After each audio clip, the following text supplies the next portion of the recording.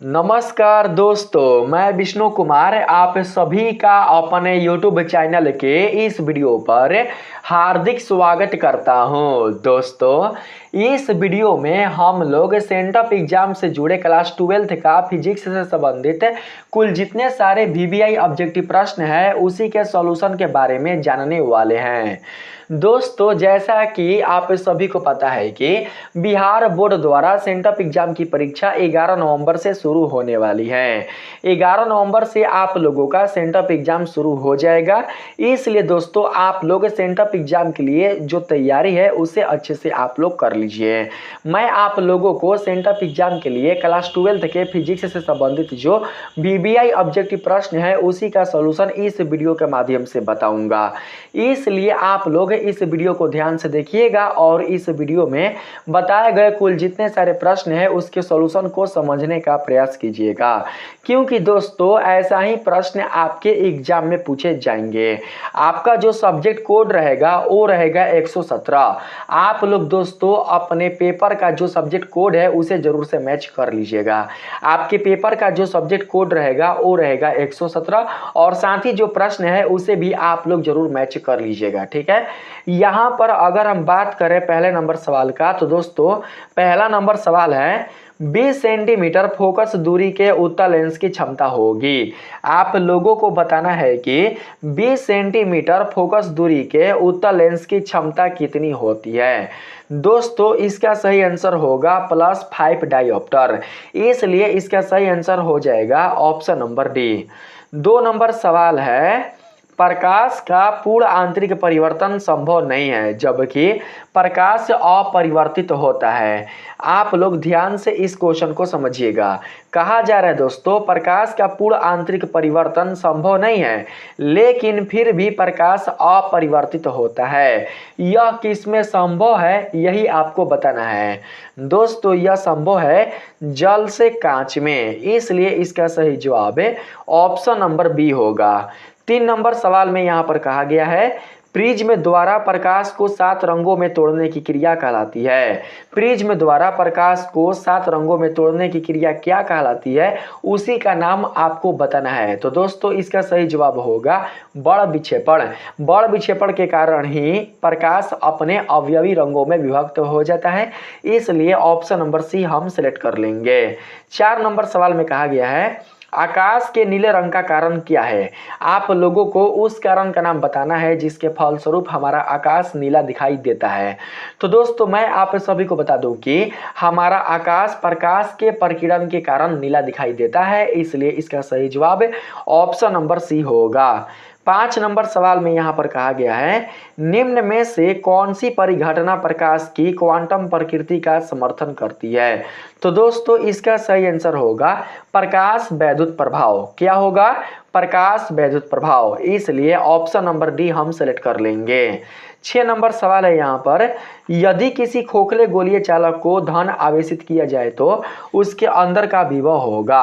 अगर किसी खोखले गोलीय चालक को धन आवेशित किया जाए तो उसके अंदर का विभव कितना होगा उसका मान आपको बताना है। तो दोस्तों, उसका मान होगा 0। इसलिए इसका सही आंसर ऑप्शन नंबर ए होगा। 7 नंबर सवाल में कहा गया है दोस्तों खुले विद्युत परिपथ के किसी बिंदु पर मिलने वाली सभी विद्युत धाराओं का योग होगा। आप लोगों को सभी विद्युत धाराओं का योग बताना है। तो दोस्तों, इसका सही जवाब होगा 0। ठीक है, इसलिए सही आंसर ऑप्शन नंबर ए होगा। 8 नंबर सवाल में कहा गया है यहाँ पर साइक्लोट्रॉन में किसी आवेशित कण का आवर्तकाल टी तथा महत्तम चाल भी हो तो आप लोगों को टी और भी के बीच संबंध बताना है। टी और भी के बीच क्या संबंध होता है यही दोस्तों आप लोगों को बताना है। इसका सही जवाब होगा ऑप्शन नंबर डी। ठीक है, जो आवर्तकाल होता है दोस्तों वो व्युत्क्रमानुपाती होता है किसका। तो दोस्तों देखिए, व्युत्क्रमानुपाती होता है 1/v क्यूब का। ठीक है दोस्तों, यहाँ पर हो जाएगा टी और इन्वर्सली प्रोपोर्शनल 1/v का पावर क्यूब। ठीक है, इसलिए ऑप्शन नंबर डी को हम सिलेक्ट कर लेंगे। 9 नंबर सवाल में कहा गया है किसी चालक को ई वेक्टर विद्युत क्षेत्रीय में आरोपित किया जाए तो मुक्त इलेक्ट्रॉन का अनुगमन वेग कितना होगा। आप लोगों को अनुगमन वेग का मान बताना है। इसका दोस्तों सही आंसर होगा ऑप्शन नंबर ए। अनुगमन वेग का मान होगा दोस्तों -e और उसके बाद होगा कैपिटल ई का वेक्टर अपॉन m। ठीक है, इसलिए यहाँ पर हम लोग ऑप्शन नंबर ए को सिलेक्ट कर लेंगे। साथ ही टॉर्क भी है। ये क्या है दोस्तों, ये टॉर्क है जिसको बल आघूर्ण कहा जाता है, इसलिए ऑप्शन नंबर ए हमारा राइट आंसर होगा। 10 नंबर सवाल में कहा गया है एक आदर्श आमीटर का प्रतिरोध होता है। एक आदर्श आमीटर का प्रतिरोध कितना होता है, तो दोस्तों इसका सही आंसर होगा 0। 0 होता है ना, तो ऑप्शन नंबर सी हम सेलेक्ट कर लेंगे।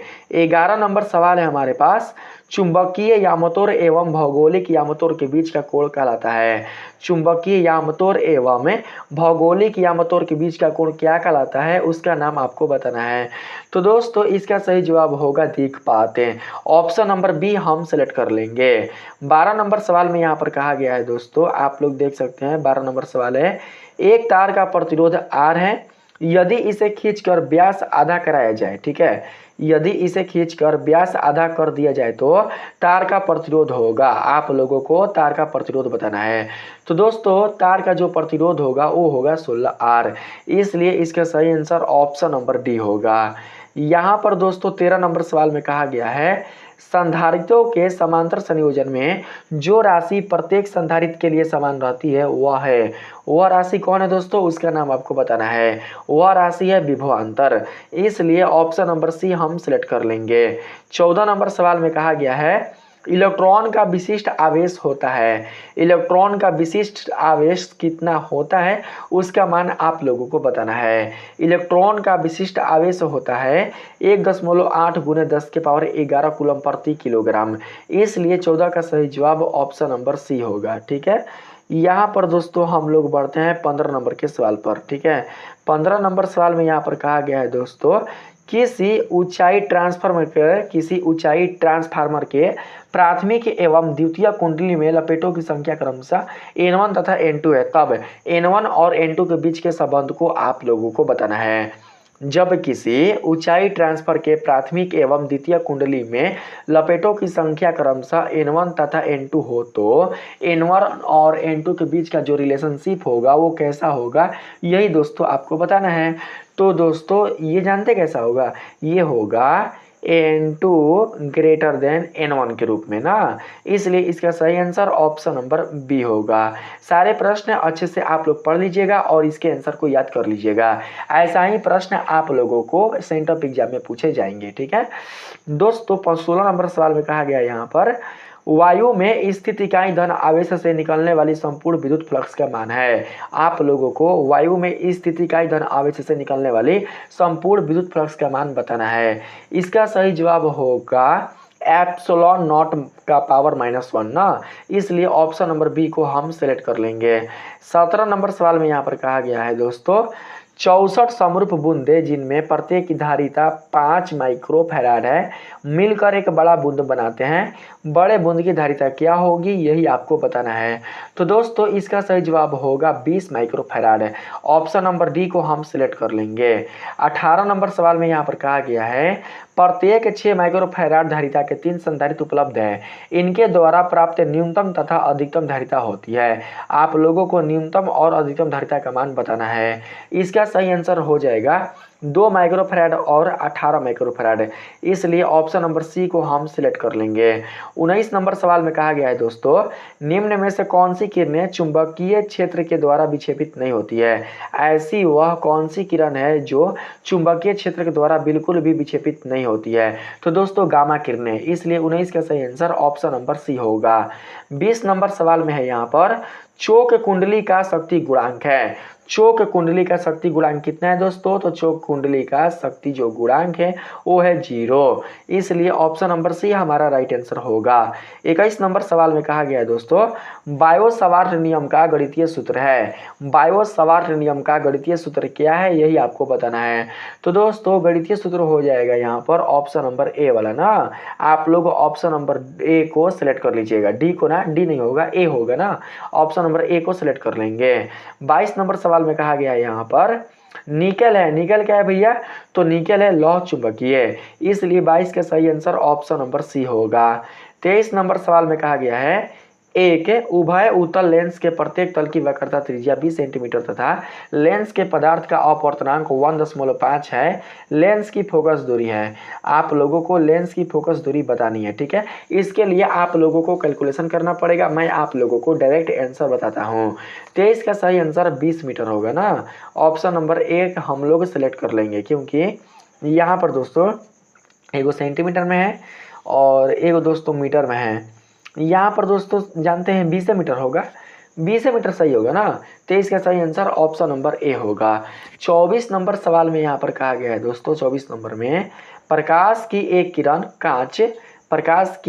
कांच जिसका अपवर्तनांक है 3/2 से पानी का अपवर्तनांक कितना 4/3 में संचरण करती है, यानी कि गमन करती है। क्रांति कोण का मान कितना होना चाहिए, यही आपको बताना है दोस्तों। क्रांति कोण का जो मान होगा वो जानते कितना होगा, वो होगा sin इनवर्स इंटू 8/9, इसलिए हम लोग ऑप्शन नंबर सी सिलेक्ट कर लेंगे। 25 नंबर सवाल है हमारे पास, रचनात्मक व्यक्तिकरण के लिए किसी बिंदु पर पहुंचने वाली दो किरणों के बीच कालांतर होता है। दो किरणों के बीच का कालांतर कितना होता है, तो दो किरणों के बीच का कालांतर पाई होता है। ऑप्शन नंबर सी सही आंसर होगा। 26 नंबर सवाल में है दोस्तों, एक ही तरंगदैर्घ्य के इलेक्ट्रॉन तथा फोटोन का मान समान कब होगा, आप लोगों को दोस्तों बताना है। तो दोस्तों जब संवेग होगा ना, संवेग देखिए, एक ही तरंगदैर्घ्य के इलेक्ट्रॉन तथा फोटोन का जानते हैं संवेग समान होगा, ना ही वेग होगा ना ही ऊर्जा होगा, संवेग समान होगा, इसलिए 26 का सही आंसर हो जाएगा ऑप्शन नंबर सी। 27 नंबर सवाल में यहाँ पर पूछा जा रहा है, आप लोग देख सकते हैं, जेड परमाणु क्रमांक वाले परमाणु की किसी दी गई कक्षा में इलेक्ट्रॉन की ऊर्जा समानुपाती होती है। इलेक्ट्रॉन की ऊर्जा किसके समानुपाती होती है, यही आपको बताना है। तो दोस्तों जेड के ना, यानी कि परमाणु संख्या के, इसलिए ऑप्शन नंबर बी हम सेलेक्ट कर लेंगे। 28 नंबर सवाल में कहा गया है पी प्रकार के अर्धचालकों के लिए अशुद्धि तत्व के रूप में प्रयोग किया जाता है। पी प्रकार के अर्धचालकों के लिए अशुद्धि तत्व के रूप में किसका प्रयोग किया जाता है, तो दोस्तों अशुद्धि चालकों के लिए बोरॉन का प्रयोग किया जाता है, इसलिए ऑप्शन नंबर ए इसका सही आंसर होगा। 29 नंबर सवाल में कहा गया है दोस्तों, यहाँ पर नीचे दिए गए चित्र, आप लोग देख लीजिए बढ़िया से, नीचे दिए गए चित्र में ए तथा बी के बीच समतुल धारिता होगी। आप लोगों को समतुल धारिता का मान बताना है। आपके सामने फिगर है, आप लोग फिगर के माध्यम से कैलकुलेशन करके समतुल धारिता का मान निकाल सकते हैं। इसका आंसर मैं आप लोगों को बता देता हूँ। इसका आंसर होगा दोस्तों 20/9 माइक्रोफैराड, इसलिए सही आंसर ऑप्शन नंबर सी होगा। 30 नंबर सवाल में कहा गया है यहाँ पर दोस्तों, मॉडम वह युक्ति है जो प्रयुक्त होती है, मॉडम वह युक्ति है जो प्रयुक्त होती है, किसके लिए प्रयुक्त होती है दोस्तों, तो प्रयुक्त होती है मॉड्यूलेशन एवं डीमॉड्यूलेशन दोनों के लिए ना, इसलिए ऑप्शन नंबर डी इसका सही आंसर होगा। 31 नंबर सवाल में कहा गया है +10 माइक्रोकुलाम तथा -10 माइक्रोकुलाम के दो बिंदु आवेश वायु में परस्पर 40 सेंटीमीटर की दूरी पर रखे हैं। निकाय की विद्युत स्थितिज ऊर्जा क्या होगी, आप लोगों को उस विद्युत स्थितिज ऊर्जा का मान बताना है। इसका सही जवाब हो जाएगा -2.25 जूल, इसलिए सही आंसर ऑप्शन नंबर सी होगा। 32 नंबर सवाल में कहा गया है वैद्युत द्विध्रुव की निरक्षीय स्थिति में वैद्युत विभव होता है। वैद्युत द्विध्रुव की निरक्षीय स्थिति में वैद्युत ध्रुव का मान, वैद्युत ध्रुव नहीं, वैद्युत विभव का मान कितना होता है, आप लोगों को वह मान बताना है। तो दोस्तों इसका सही जवाब हो जाएगा ऑप्शन नंबर डी, यानी कि 0 होता है। 33 नंबर सवाल है यहाँ पर दोस्तों, 60 वाट तथा 40 वाट के दो बल्ब यदि श्रेणी क्रम में जोड़े जाए तो उनकी सम्मिलित शक्ति होगी, उनकी सम्मिलित शक्ति यानी कि P कितनी होगी, आप लोगों को उसका मान बताना है। इसका सही जवाब होगा 24 वाट, इसलिए ऑप्शन नंबर डी को सेलेक्ट कर लेंगे। यहाँ पर 34 नंबर सवाल में कहा गया है प्रेरणिक प्रतिघात होता है। प्रेरणिक प्रतिघात कितना होता है दोस्तों, प्रेरणिक प्रतिघात होता है XL = 2πfL, इसलिए ऑप्शन नंबर ए को हम लोग सिलेक्ट कर लेंगे, सी नहीं होगा ए होगा ना। 35 नंबर सवाल में यहाँ पर कहा गया है दोस्तों, एक तार में 1 एम्पीयर धारा प्रवाहित हो रही है, यदि इलेक्ट्रॉन का आवेश 1.6 गुणे 10⁻⁻19 कूलम हो तो प्रति सेकंड तार में प्रवाहित होने वाली इलेक्ट्रॉनों की संख्या है। आप लोगों को इलेक्ट्रॉनों की संख्या बताना है। इसका दोस्तों सही जवाब होगा, आप लोगों ने पढ़ा होगा कि इसका सही जवाब क्या होगा। इसका सही जवाब होगा 6.25 गुणे 10⁻18, 6.25 इंटू 10⁻18। ऑप्शन नंबर बी को सिलेक्ट कर लेंगे। 36 नंबर सवाल में कहा गया है चुंबकीय क्षेत्र बी वेक्टर में स्थित एम वेक्टर चुंबकीय आघूर्ण वाले धारापाश है। यहाँ पर हाँ धारापाश है। धारापाश द्वारा अद्भुत नहीं है, अनुभूत चल आघूर्ण का मान होगा। यहाँ पर चल नहीं होगा, बल यहाँ पर दिखाई नहीं दे रहा है, बल आघूर्ण का मान होगा। बल आघूर्ण का मान आप लोगों को बताना है। तो दोस्तों सिंपल है, बल आघूर्ण जो मान होगा वो होगा torque vector equal to M vector dot नहीं होगा, यहाँ पर इनटू हम लोग बोलेंगे ना, इनटू बी वेक्टर। इसलिए इसका सही आंसर ऑप्शन नंबर ए हो जाएगा। यहाँ पर 37 नंबर सवाल है अनुचुंबकीय पदार्थ की प्रवृत्ति है। अनुचुंबकीय पदार्थ की प्रवृत्ति कैसी है? तो दोस्तों अनुचुंबकीय पदार्थ की प्रवृत्ति स्थिर है, इसलिए सही जवाब ऑप्शन नंबर ए होगा। 38 नंबर सवाल में कहा गया है डायनेमो के कार्य का सिद्धांत आधारित है। डायनेमो के कार्य का सिद्धांत किस पर आधारित है? तो दोस्तों आधारित है विद्युत चुंबकीय प्रेरण पर, इसलिए ऑप्शन नंबर बी हमारा सही आंसर होगा। 39 नंबर सवाल में कहा गया है दोस्तों एल आर परिपथ का शक्ति गुणांक होता है। एल आर परिपथ का शक्ति गुणांक कितना होता है मेरे भाई? तो दोस्तों इसका सही जवाब हो जाएगा R/√R² plus W² into L²। Option number B इसका सही आंसर होगा। 40 नंबर सवाल में कहा गया है प्रत्यावर्ती धारा परिपथ में यदि धारा I एवं वोल्टेज V के बीच कलांतर फाई हो तो धारा का वाटहीन घटक होगा। आप लोगों को वाटहीन घटक का मान बताना है। इसका सही जवाब होगा I sin फाई, इसलिए ऑप्शन नंबर सी हम लोग सेलेक्ट कर लेंगे। 41 नंबर सवाल में यहाँ पर पूछा जा रहा है दोस्तों पृथ्वी के चुंबकीय क्षेत्र, ठीक है, पृथ्वी के चुंबकीय क्षेत्र BH में यदि किसी चुंबकीय सुई की आवृत्ति n हो तो सही आंसर क्या होगा आप लोगों को बताना है। n का मान किसके दोस्तों समरूप होगा? समरूप नहीं है, यहाँ पर हम लोग दोस्तों समानुपाती बोलेंगे। किसके समानुपाती होगा या किसके व्युत्क्रमानुपाती होगा, आप लोगों को वही सही ऑप्शन चूज करना है। इसका सही जवाब हो जाएगा दोस्तों ऑप्शन नंबर बी ना, n² समानुपाती BH। Option number B select कर लेंगे। 42 नंबर सवाल में कहा गया है पृथ्वी के चुंबकीय ध्रुव पर नमन कोण का मान होता है।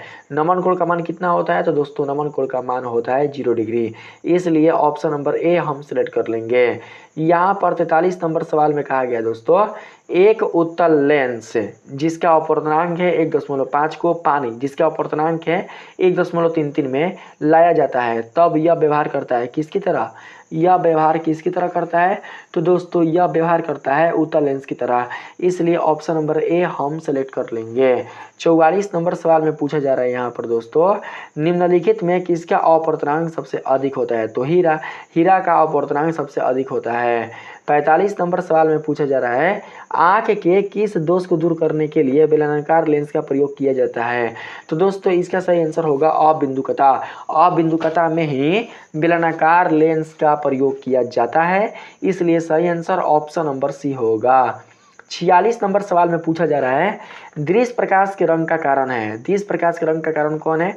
तो दोस्तों दृश्य प्रकाश के रंग का जो कारण है वो है दोस्तों इसका तरंगदैर्घ्य, इसलिए ऑप्शन नंबर ए 46 का सही आंसर होगा। 47 नंबर सवाल में कहा गया है किसी बिंदुवत स्रोत से परिमित दूरी पर तरंगाग्रात होता है। किसी बिंदुवत स्रोत से परिमित दूरी पर तरंगाग्रात होता है तो क्या होता है दोस्तों? तो इसका सही जवाब होगा ऑप्शन नंबर ए, गोलाकार होता है ना, इसलिए हम लोग ऑप्शन नंबर ए सेलेक्ट कर लेंगे। 48 नंबर सवाल में पूछा जा रहा है सूर्य के प्रकाश का स्पेक्ट्रम होता है। सूर्य के प्रकाश का स्पेक्ट्रम कैसा होता है? तो दोस्तों सतत होता है, ठीक है, इसलिए सतत स्पेक्ट्रम 48 का सही आंसर होगा। 49 नंबर सवाल में कहा गया है जितने समय में किसी रेडियो एक्टिव पदार्थ की राशि अपने प्रारंभिक परिमाण से आधी हो जाती है उसे कहते हैं। जितने समय में किसी रेडियो एक्टिव पदार्थ की राशि अपने प्रारंभिक परिमाण से आधी हो जाती है वो क्या कहलाता है, उसका नाम आपको बताना है। तो दोस्तों इसका सही आंसर हो जाएगा अर्ध आयु। ऑप्शन नंबर बी इसका सही आंसर होगा। 50 नंबर सवाल में पूछा जा रहा है, ताप बढ़ने से अर्धचालक का विशिष्ट प्रतिरोध क्या होता है, घटता है, बढ़ता है या अपरिवर्तित रहता है। तो दोस्तों इसका सही जवाब होगा घटता है, इसलिए ऑप्शन नंबर बी हम सिलेक्ट कर लेंगे। 51 नंबर सवाल में पूछा जा रहा है दोस्तों, पृथ्वी के किसी स्थान पर एक टीवी प्रेषण टावर की ऊंचाई 245 मीटर है, कितने अधिकतम दूरी तक इस टावर का प्रसारण पहुंचेगा। आप लोगों को दोस्तों प्रसारण की दूरी का मान बताना है। इसका सही जवाब हो जाएगा ऑप्शन नंबर सी यानी कि 56 किलोमीटर। ठीक है। 52 नंबर सवाल में पूछा जा रहा है दोस्तों, यहाँ पर किसी दूरी पर अवस्थित दो आवेशित कण के बीच विद्युत बल F न्यूटन है, उसके बीच की दूरी आधा करने पर विद्युत बल का मान होगा। आप लोगों को विद्युत बल का मान बताना है। इसका सही जवाब हो जाएगा 4F है ना। यहाँ पर हम लोग ऑप्शन नंबर ए को सिलेक्ट कर लेंगे। 53 नंबर सवाल में दोस्तों कहा गया है, यहाँ पर दोस्तों फिगर है, आप लोगों को फिगर देखकर आई का मान बताना है कि आई का मान कितना होगा। अगर आप लोगों को पता नहीं है तो इसका आंसर मैं आपको बताता हूँ। 53 का सही आंसर होगा 8 एम्पियर ना। 54 नंबर सवाल में पूछा जा रहा है, यहाँ पर 54 नंबर सवाल में दो बल्ब, ठीक है, दो बल्ब 25 वाट 220 वोल्ट तथा यानी कि एक जो बल्ब है ना वो 25 वाट है और 220 वोल्ट में है, ठीक है, और दूसरा जो बल्ब है वो 100 वाट का है और 220 वोल्ट पर जलता है। दिया गया है इनमें से किसका प्रतिरोध ज़्यादा होगा। आप लोगों को बताना है कि इनमें से किसका प्रतिरोध ज़्यादा होगा, 25 वाट का होगा या 100 वाट का होगा।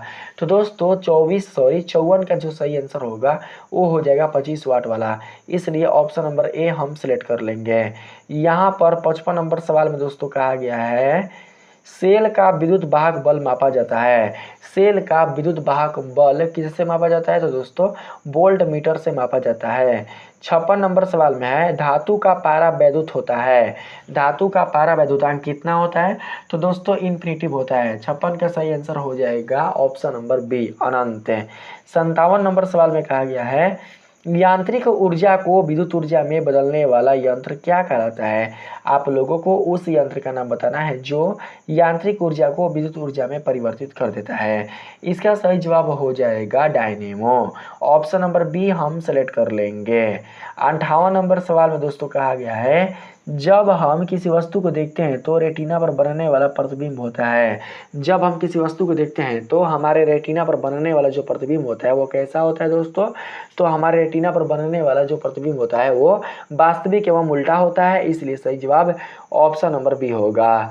यहाँ पर 59 नंबर सवाल में दोस्तों कहा जा रहा है, 59 नंबर सवाल में आप लोग देख सकते हैं, विनाशी व्यक्तिकरण में पथांतर होता है। पथांतर का मान आपसे पूछा है, विनाशी व्यक्तिकरण में पथांतर का मान कितना होता है दोस्तों, तो पथांतर का जो मान होता है वो होता है 2n+1 इंटू λ/2, इसलिए सही आंसर ऑप्शन नंबर सी होगा। यहाँ पर 60 नंबर सवाल में कहा गया है, इलेक्ट्रॉन वोल्ट, ठीक है, आप लोग ध्यान समझना, इलेक्ट्रॉन वोल्ट मापता है। इलेक्ट्रॉन वोल्ट किसको मापता है, तो दोस्तों इलेक्ट्रॉन वोल्ट ऊर्जा को मापता है, इसलिए सही आंसर ऑप्शन नंबर डी होगा। 61 नंबर सवाल में यहाँ पर पूछा जा रहा है दोस्तों, 61 नंबर सवाल में आप लोग देख सकते हैं, हाइड्रोजन स्पेक्ट्रम की कौन सी श्रेणी दृश्य भाग में पड़ती है। आप लोगों को उस श्रेणी का नाम बताना है, ठीक है। तो 61 का सही जवाब हो जाएगा बामर श्रेणी ना। ऑप्शन नंबर ए 61 का सही आंसर होगा। 62 नंबर सवाल में कहा गया है, निम्नलिखित में किसकी वेदन क्षमता महत्तम होती है। निम्नलिखित में किसकी वेदन क्षमता सबसे अधिक होती है उसका नाम आपको बताना है। 62 का सही आंसर होगा गामा किरणें ना। गामा किरणें की वेदन क्षमता बहुत ही ज़्यादा होती है, इसलिए सही आंसर ऑप्शन नंबर डी होगा।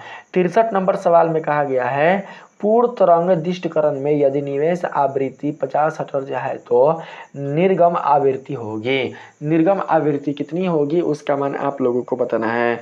63 का सही जवाब हो जाएगा ऑप्शन नंबर बी यानी कि 100 हर्ट्ज, इसलिए ऑप्शन नंबर बी को सिलेक्ट कर लेंगे। 64 नंबर सवाल में यहाँ पर पूछा जा रहा है दोस्तों, निम्नलिखित में कौन विद्युतीय क्षेत्र से त्वरित नहीं होता है। आप लोगों को बताना है दोस्तों कि इन चारों में से ऐसा वह कौन सा है जो कि विद्युतीय क्षेत्र से त्वरित नहीं होता है। तो दोस्तों 64 का सही जवाब हो जाएगा न्यूट्रॉन, क्योंकि न्यूट्रॉन नाभिक में प्रोटॉन के साथ स्थित रहता है, इसलिए इसका सही आंसर ऑप्शन नंबर बी होगा ना। 65 नंबर सवाल में यहाँ पर कहा जा रहा है दोस्तों, 65 नंबर में भूत रंगों के लिए आवृत्ति सीमा होनी चाहिए। भूत रंगों के लिए आवृत्ति सीमा दोस्तों कितनी होनी चाहिए उसका रेंज आप लोगों को बताना है, ठीक है। तो 65 का सही जवाब हो जाएगा 10 के पावर 5 माइक्रो। यहाँ पर हम माइक्रो नहीं बोलेंगे दोस्तों, यहाँ पर एम का कुछ दूसरा शब्द होगा, ठीक है। हॉटर्ज, एम का पता नहीं है, हॉटर्ज होगा, हॉटर जैसे 10 अधिक है, गलत बोल रहे हैं। 10 के पावर 5 माइक्रो दोस्तों ये नहीं होगा, माइक्रो का जो चिन्ह होता है वो अलग होता है। 10 के पावर 5 मीटर हॉटर जैसे अधिक, ठीक है। इतना आप लोग दोस्तों समझ कर रखिएगा, ऐसे ही इसको पढ़ा जाएगा। 66 नंबर सवाल में कहा गया है यौगिक सूक्ष्मदर्शी की नली की लंबाई बढ़ाने से आवर्धन क्षमता क्या होती है, बढ़ती है कि घटती है कि अपरिवर्तित रहती है। तो दोस्तों 66 का सही आंसर हो जाएगा घटती है। 67 नंबर सवाल में यहाँ पर कहा गया है दोस्तों चुंबक की ज्यामितीय लंबाई तथा चुंबकीय लंबाई में संबंध होता है। चुंबक की ज्यामितीय लंबाई और चुंबकीय लंबाई में क्या संबंध होता है, उस संबंध को हम लोग जानेंगे। तो दोस्तों इसका सही आंसर हो जाएगा Lm = 5/6 Lg, इसलिए सही आंसर ऑप्शन नंबर ए होगा। 68 नंबर सवाल में यहाँ पर पूछा जा रहा है रेडियो सक्रियता का मात्रक है। रेडियो सक्रियता का मात्रक क्या होता है, तो दोस्तों 68 का सही जवाब होगा क्यूरी। क्यूरी होता है ना। 69 नंबर सवाल में यहाँ पर दोस्तों पूछा जा रहा है 69 नंबर में तनुकरण को मापा जाता है। तनुकरण को किससे मापा जाता है, तो दोस्तों तनुकरण को मापा जाता है डेसिबल में ना, डेसिबल में तनुकरण को मापा जाता है, इसलिए सही आंसर ऑप्शन नंबर ए होगा। 70 नंबर सवाल में यहाँ पर कहा जा रहा है 0 केल्विन पर अर्धचालक व्यवहार करता है। 0 केल्विन पर अर्धचालक किसके जैसा व्यवहार करता है, तो दोस्तों 0 केल्विन पर अर्धचालक कुचालक के जैसा व्यवहार करता है, इसलिए इसका सही जवाब है ऑप्शन नंबर सी होगा। तो दोस्तों इस तरीके से मैंने आप लोगों को इस वीडियो में कुल 70 VBI ऑब्जेक्टिव प्रश्न बताया है, जो कि दोस्तों आपके एग्जाम में पूछे जाएंगे सेंटअप वाले में, ठीक है। अगर आप क्लास 12th में हैं और दोस्तों साइंस आपका स्ट्रीम है, आप दोस्तों फिजिक्स का पेपर देने वाले हैं 11 नवंबर को, तो आप लोग इस वीडियो को देखना बिल्कुल भी नहीं भूलिएगा, ठीक है दोस्तों। मैं ये तो नहीं कह सकता कि सारे प्रश्न इस वीडियो से ही आएंगे, लेकिन मैं इतना जरूर कह सकता हूं दोस्तों कि इस वीडियो में मैंने जो भी प्रश्न लिया है इसमें से अधिकांश प्रश्न आपके सेंटअप एग्जाम में मिलेंगे, इसलिए आप लोग इन प्रश्नों को पढ़कर इनके आंसर को याद कर लीजिएगा। वीडियो अगर अच्छा लगा हो तो वीडियो को दोस्तों लाइक कीजिएगा और हमारे चैनल को सब्सक्राइब कीजिएगा यदि नए हो तो दोस्तों इस तरीके से अब हम लोग इस वीडियो में टोटल 70 ऑब्जेक्टिव प्रश्नों का सलूशन कर लिए हैं। अब हम मिलेंगे फिर से एक नए वीडियो के साथ। अगर वीडियो अच्छा लगा है तो वीडियो को दोस्तों बिल्कुल भी आप लोग शेयर करना नहीं भूलिएगा। मिलते हैं अगले वीडियो में, तब तक के लिए धन्यवाद।